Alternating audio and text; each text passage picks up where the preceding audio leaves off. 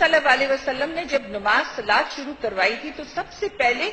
उन्होंने खाना काबा की तरफ किया, लेकिन जब यहूदियों ने बहुत इस तरह किया तो उन यहूदियों को खुश करने के लिए उन्होंने नमाज जो थी जेरूसलम में कर दी, की तरफ मुंह करके करने लगे। और जब ये हुक्म आ गया कि आप अभी आज से मुंह खाना काबा की तरफ कर लें, तो मुझे ये समझ आई है कि सुने रब ने, अल्लाह सुब्हान ताला ने मुसलमानों के दरमियान और यहूदियों के दरमियान ये फैसला उसी कुरान की वर्ष में हो गया। मेरा इल्म थोड़ा होगा, मैंने हिस्ट्री पढ़ी, लेकिन मैं अपने अल्लाह से डर के और अल्लाह की मोहब्बत में ये कह रही हूं कि उसने ये फैसला वही मुसलमानों को आसानी के लिए कर दिया कि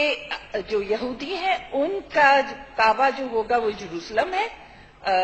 मस्जिद अक्सा, और मुसलमानों का काबा जो अरब में है।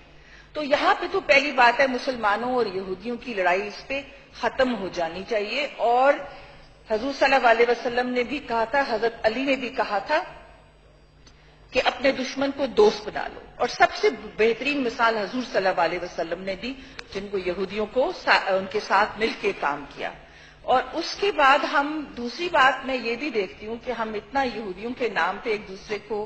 बुरा भला कहते हैं और इतना हम डिग्रेड करते हैं। जब हम नमाज पढ़ते हैं मिस्टर स्पीकर, उसमें हम दरूद पढ़ते हैं और दरूद में हम सारी आल को दुआएं देते हैं,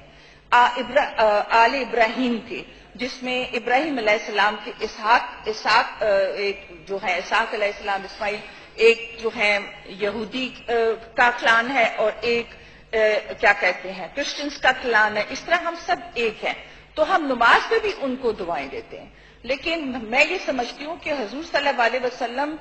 ने जो हमें सिखाया था हम उसकी रिप्रेजेंटेशन बहुत गलत तरीके से करते हैं। जिस तरह हमारे मौलाना भाई बोल रहे थे और जिस तरह हमको, ये तो बहुत बड़ी ड्यूटी है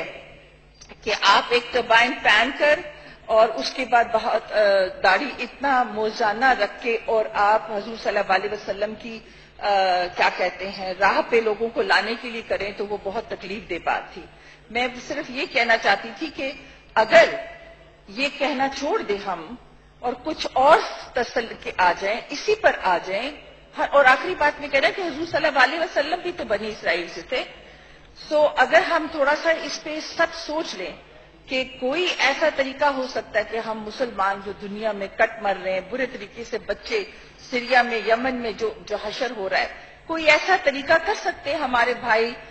जो जिन्होंने ये ले लिया है, जिम्मेदारी ले ली है अल्लाह की राह पे लाने के लिए, किसी तरीके से उन मुसलमानों को अल्लाह की कोई भी कुरान की कोई भी वर्ष निकाल लें जिसमें मुसलमान और ये सब जुड़ सकते हो, खुदा के लिए वो कुछ कर ले तो इंसान अमन में आ जाएगा। ये जो पहला किस्सा हुआ है, मुझे लगता है अल्लाह ताला ने पाकिस्तान को चुना है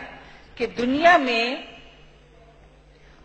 में अमन और पीस बनाने के लिए। अब सारी दुनिया की निगाहें इधर आ गई हैं। सो मैं अपने कुलीग और बहन भाइयों से कहना चाहती हूँ कि इस पे सोचें और मुसलमानों को कट मरने, जिस तरह मुसलमानों का खून और बच्चों का खून किया जा रहा है, किसी पे भी आ जाए। जैसे मोहम्मद सल्लल्लाहु अलैहि वसल्लम ने बहुत सारी ट्रीटीज बनाई थी यहूदियों के साथ, आप भी कोई इस पे सोचे ताकि हमारे मुसलमान बच्चे और औरतें जिस तरह मारी जा रही, जिस तरह जुल्म हो रहा है, वो किसी तरीके से बच जाएं। बहुत शुक्रिया, थैंक यू।